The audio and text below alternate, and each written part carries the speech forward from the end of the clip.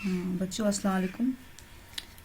آج ہم ایک مثنوی پڑھیں گے۔ مثنوی صنف آپ نے پہلے لکھی ہوئی ہے، میں نے پہلے آپ کو لکھوائی ہے وہ مثنوی، وہ ایک صنف ہے، شعری صنف ہے۔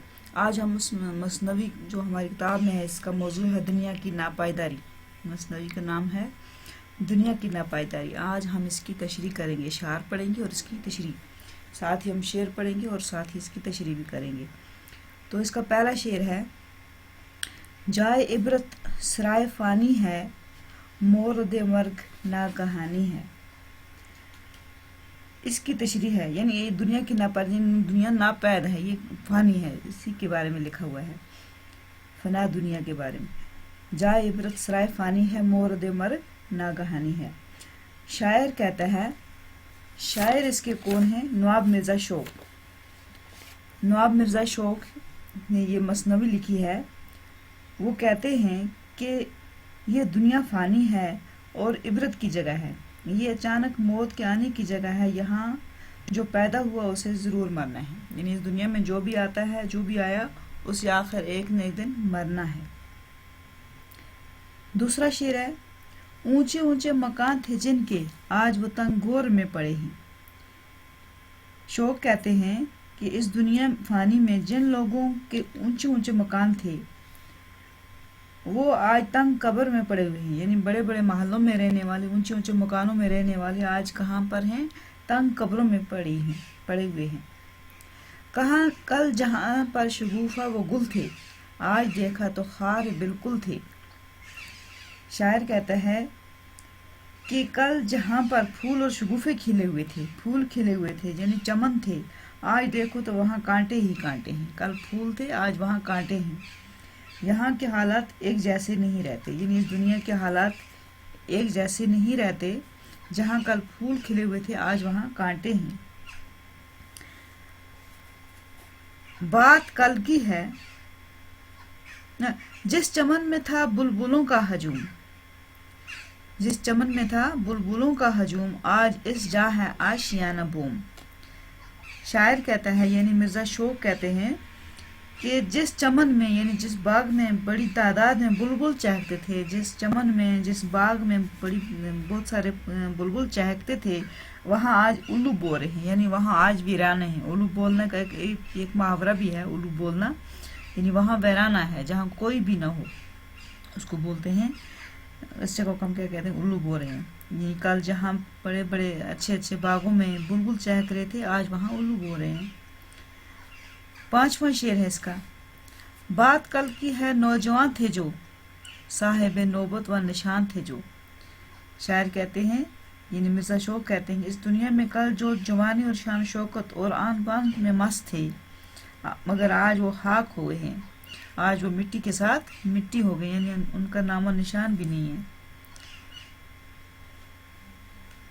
آج خود ہی نہ ہے مقام باقی، نام کو بھی نہیں نشان باقی۔ مرزا شوق کہتے ہیں کہ اس دنیا میں کل جو جوانی اور شان شوکت اور آن بان میں مست تھے، وہ آج کیا ہو گئے؟ مطلب خاک کے ساتھ خاک ہو گئے، مٹی کے ساتھ مٹی ہو گئے ہیں۔ غیرت حور محجبی نہ رہے، غیرت حور محجبی نہ رہے، مکاں گر تو ہیں مکین نہ رہے۔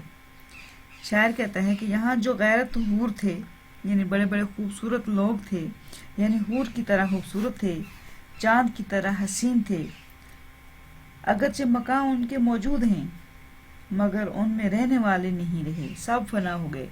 یعنی جن مکانوں میں وہ رہتے تھے، مکان بھی موجود ہیں، نہ وہ حسین چہرے ہیں، نہ ان کی جگہ ہے۔ جو کہ تھے بادشاہ ہفتے کلیم، ہوئے جا جا کے زیر خاک مقیم۔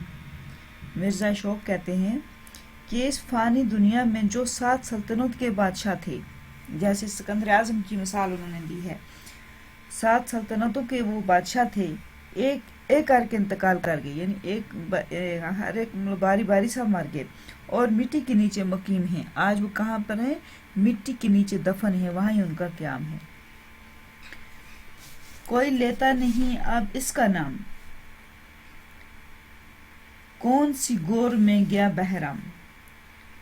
شاعر کہتا ہے کہ اب کوئی ان کا نام نہیں لیتا، ان کا نام تک کوئی نہیں لیتا، اور کوئی قبر بھی نہیں پہچانتا، جو مر گئے ہیں ان کی قبروں تک نہیں پہچانی جاتی ہیں، کس کی کون سی قبر ہے۔ کوئی یہ نہیں جانتا کہ بہرام خان آج کس قبر میں دفن ہے، بہرام جو ایک مشہور تھا، وہ اس کا بھی نہیں معلوم کہ وہ آج کس قبر میں ہے۔ اب نہ رستم باقی ہے، اب نہ رستم نہ سام باقی ہے، ایک فقط ان کا نام باقی ہے۔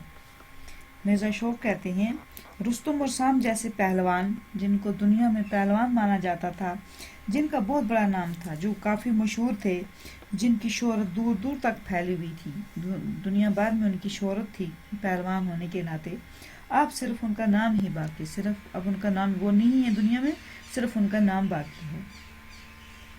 کل جو رکھتے تھے اپنے فرق پہ تاج، آج ہیں فاتحہ کے وہ محتاج۔ شاعر کہتا ہے اس دنیا میں کل جن کے سروں پر تاج تھے، بادشاہ تھے، مگر آج وہ فاتحہ کے لیے بھی محتاج ہیں، یعنی ان کی فاتحہ کہنے والا بھی کوئی نہیں ہے۔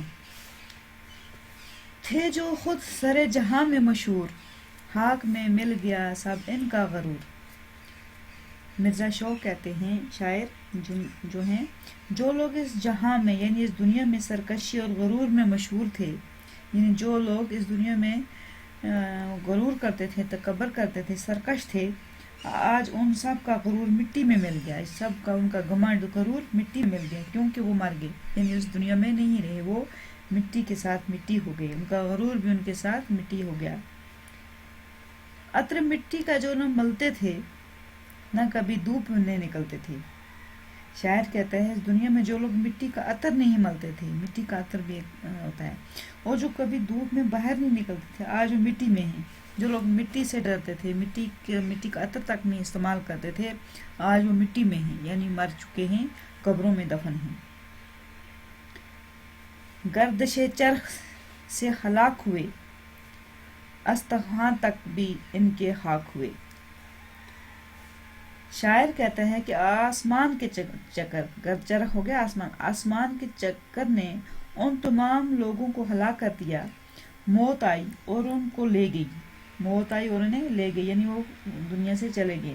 اب قبر میں ان کی ہڈیاں بھی باقی نہیں ہیں، ان کی ہڈیاں بھی، اب استخوان کا مطلب ہو گیا ہڈی، استخوان بھی نہیں ہے، ہڈیاں بھی نہیں ہیں، وہ مٹی میں مٹی مل کر مٹی بن گئے، اب مٹی کے ساتھ وہ بھی مٹی، ان کی ہڈیاں بھی مٹی کے ساتھ مٹی ہو گئی ہیں۔ تھے جو مشہور کیسر و فغفور، باقی ان کے نہیں نشان قبور۔ شاعر کہتا ہے مشہور معروف روم اور چین کے عظیم الشان بادشاہ اس دنیا سے چلے گئے، اور آج ان کی قبروں کے نشان بھی باقی نہیں، یعنی جو چین اور روم کے جو بادشاہ تھے، معروف اور مشہور تھے، وہ بھی نہیں رہے، یعنی آج ان کی قبروں کے نشان بھی باقی نہیں ہیں۔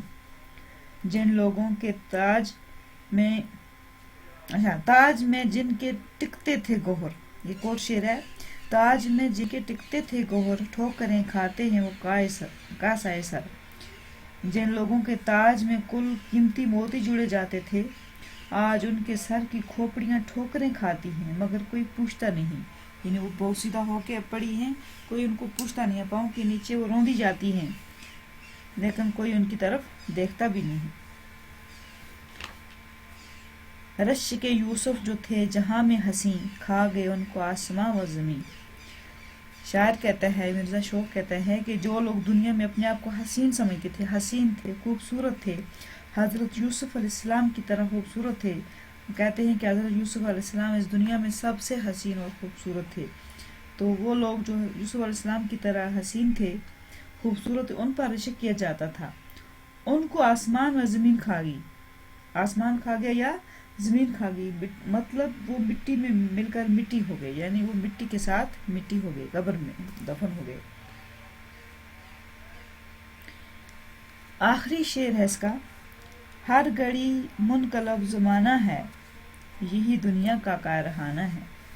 آخر میں شاعر کہتا ہے، یعنی مرزا شوق کہتے ہیں کہ اس دنیا میں تبدیلی آتی رہتی ہے، دنیا بدلتی رہتی ہے، اور انقلاب برپا ہوتا رہتا ہے، یہی اس دنیا کا کارخانہ ہے، اس دنیا کا کارخانہ یہی ہے یہاں دنیا آتی ہے اور چلی جاتی ہے، لوگ آتے ہیں اور چلے جاتے ہیں، اس میں اسی طرح کے کام چلتے ہیں، یہاں کوئی چیز سدا رہنے والی نہیں، یعنی یہ دنیا فانی ہے، ناپائیدار ہے، اس دنیا میں جو چیز بھی آئی ہے اسے ایک نہ ایک دن جانا ہے، جو بھی انسان ہے اسے موت کا مزہ چکھنا ہے، اسی لیے شاعر نے اس مثنوی کا نام دنیا کی ناپائیداری رکھا ہے۔